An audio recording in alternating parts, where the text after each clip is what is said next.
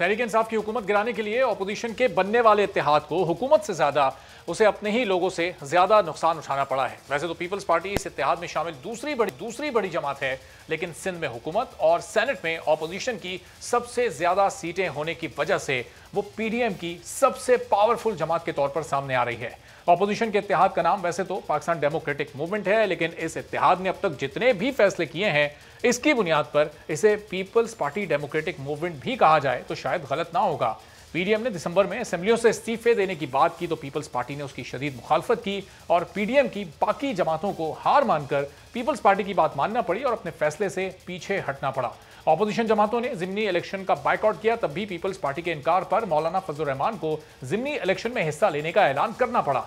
Senate election में भी opposition peoples party की वजह से ही हिस्सा लेने पर मजबूर हुई थी और अब फिर असेंबलियों से इस्तीफे ना देने के पीपल्स पार्टी के मौकिफ के बाद पीडीएम हुकूमत मुखालिफ लॉन्ग मार्च मुलतवी करने पर मजबूर हो गई है और लगता यही है कि आगे भी पीडीएम को पीपल्स पार्टी के इशारे पर ही चलना होगा, क्योंकि हुकूमत गिराने के लिए पीडीएम सरबराह मौलाना फजल रहमान अपोजिशन के इत्तेहाद से अब भी पुरुमीद हैं और इसके लिए उन्होंने पीपल्स पार्टी को तजवीज़ भी पेश कर दी है। मौलाना का यह कहना है कि अब पहले मरहले में सिर्फ कौमी असेंबली से इस्तीफे दे देते हैं और दूसरे फेज में सूबाई असेंबलियों से इस्तीफों पर गौर किया जाएगा और सबसे आखिर में सिंध असेंबली से मुस्ताफी होने का ऑप्शन रखा जाएगा, चूंकि सिंध में पीपल्स पार्टी की हुकूमत है। क्या कहा है मौलाना ने, जरा ये सुनिए। तो मौलाना ने मजीद ये कहा है कि ये तो तय है कि हमारे पास एहतजाजी तहरीक के अलावा इस वक्त कोई और रास्ता भी नहीं है और अगर हमने सिर्फ ऐवानों में लड़ना है तो फिर पीडीएम बनाई ही क्यों है। हमें यह फैसला करना होगा कि असेंबलियों में रहना है या अवाम में जाना है। आसिफ अली जरदारी से रब्ता किया है और उनसे मुस्बत जवाब के लिए पुरुमीद हूँ। मौलाना फजल रहमान की एक गुफ्तगू रही है और अभी भी उन्हें उम्मीद है कि आसिफ अली जरदारी इस सीईसी के इजलास में जब शरीक होंगे तो इस्तीफ़ों के हक में उनका फैसला आएगा। 2 हफ्ते बाद 4 अप्रैल को ये सीईसी का इजलास होना है जुल्फ़िकार अली भुट्टो की बरसी के मौके पर, जो कि हर साल जाता है। अब इसमें क्या फैसला आना है ये पीडीएम के मुस्तकबिल के लिए बड़ा इंपॉर्टेंट फैसला साबित हो सकता है। इस पूरी सूरत हाल पर गुफ्तगू करते हैं आजिज़ धामरा साहब, पाकिस्तान पीपल्स पार्टी के रहनुमा हमारे साथ मौजूद हैं। तो धामरा साहब, अभी तो 2 हफ्ते हैं सीईसी के इजलास में, लॉन्ग मार्च अभी 26 मार्च वाला मुलतवी हो गया। अब ये ऐसा लग रहा है ईद के बाद ये लॉन्ग मार्च होगा। क्या फैसला करने के इम्कान हैं पीपल्स पार्टी के? इस्तीफों के हक में फैसला आ सकता है या फिर अभी इस्तीफा देने पर फिलहाल राजी नहीं है पीपल्स पार्टी? बिस्मिल्लाह रहमान रहीम। देखें, अब जब हम गुफ्तगू कर रहे हैं और आज के दिन तक पाकिस्तान पीपल्स पार्टी पीडीएम का हिस्सा है और मौलाना फजल रहमान पीडीएम के कायद हैं। एक पॉइंट ऑफ व्यू था जिसमें हमारी पार्टी का ये मौक़िफ़ हुआ कि अचानक एक मीटिंग में ऐसी बात सामने आ गई कि जो चीज़ हमें बाद में लास्ट ऑप्शन के तौर पर इस्तेमाल करनी थी, उसके लिए अगर ये शर्त आ गई कि आपको इस्तीफ़ा देके और लॉन्ग मार्च के जो है वो सफ़र शुरू करना है, तो उस पर ज़ाहिर है पीडीएम एक मुख्तलिफ पार्टी का इत्तेहाद है। उसमें तमाम पॉलिटिकल पार्टीज़ के अपने फिर फोरम बने हुए होते हैं, इदारे हैं, उसमें डिस्कशन होती है और तमाम पार्टी को ऑन बोर्ड लेके फिर इत्तेहाद को ये आगाह किया जाता है कि हमारी पूरी पार्टी जो है इस बात पे ऑन बोर्ड है। तो उसमें पीपल्स पार्टी ने अपना एक मौक़िफ़ रखा। उसके बाद आपने देखा कि कायदे पीडीएम ने ये बात कही कि हमने पाकिस्तान पीपल्स पार्टी को, जब उन्होंने ये कहा है कि हमारी सीईसी होगी, क्योंकि हम बिज़ी हैं।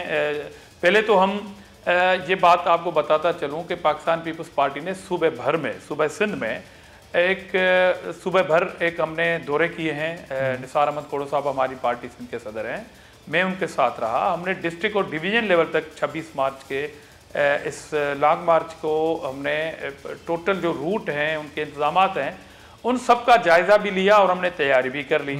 ऊपर से जब ये कैंसिल हुआ है तो हमारी वो तैयारी कंटिन्यू है, क्योंकि हमारा पूरे साल का एक जो मेन इवेंट आता है वो शहीद चेयरमैन साहब की बरसी का आता है। तो इस बार बरसी भी हमने वहाँ पर करने का फैसला किया। तो हमारी तैयारियाँ जो हैं वो एज इट इज़ जारी हैं और सीसी का इजलास होगा मजीद। लेकिन आज साहब, ये इस्तीफों के ऑप्शन को पीपल्स पार्टी आखिरी ऑप्शन के तौर पर शुरू से कंसीडर कर रही है और मौलाना ने बड़ा वाज़ेह कहा है कि ये कहीं पर नहीं लिखा था कि आखिरी ऑप्शन है। तो इसका मतलब मौलाना साहब की बात का मतलब है कि जब भी अददी अक्सरियत ये चाहेगी तो वो इस्तीफों पर तमाम जमातों को मजबूर कर सकती है। देखें, जमहूरियत में यही होता है कि आप एक फ़र्द को भी अपनी इज़हार राय का इख्तियार होता है फंडामेंटल राइट्स के तौर पर, मगर ये तो एक इत्तेहाद है, उसमें एक मेजर पार्टी है।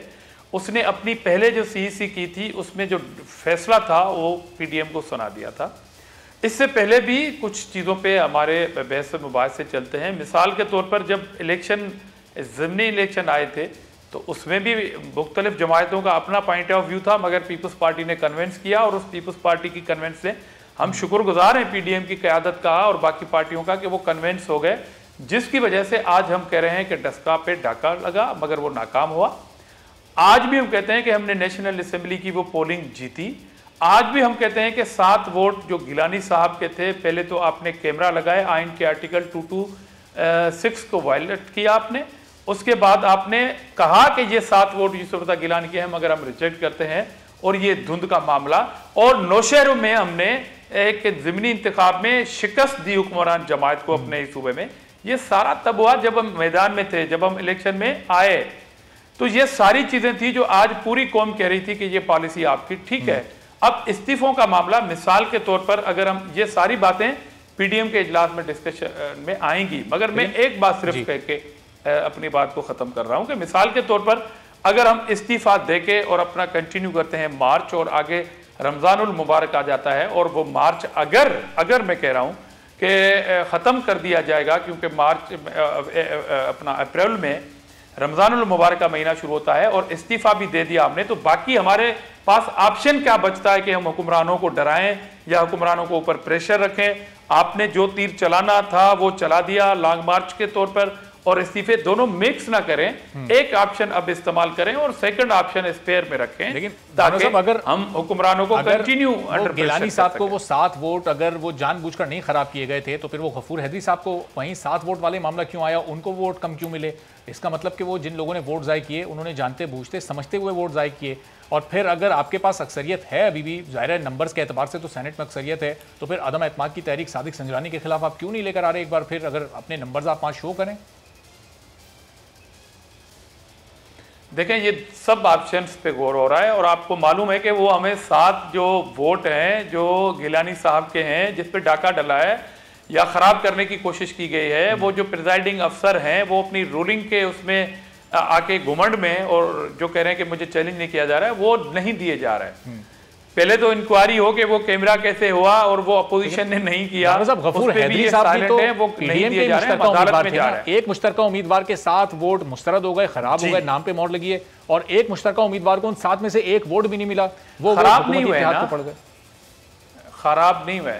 देखें, गफूर हैदरी साहब वो वोट कम मिले हैं, वो अपनी जगह पे एक क्वेश्चन है, मगर जो 7 वोट खराब हैं वो खराब नहीं है, वो बिल्कुल खराब नहीं है।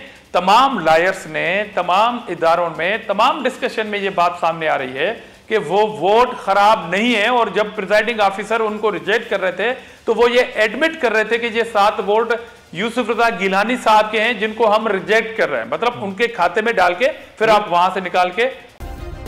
सब्सक्राइब करें और बेल दबाएं ताकि कोई खबर रह न जाए।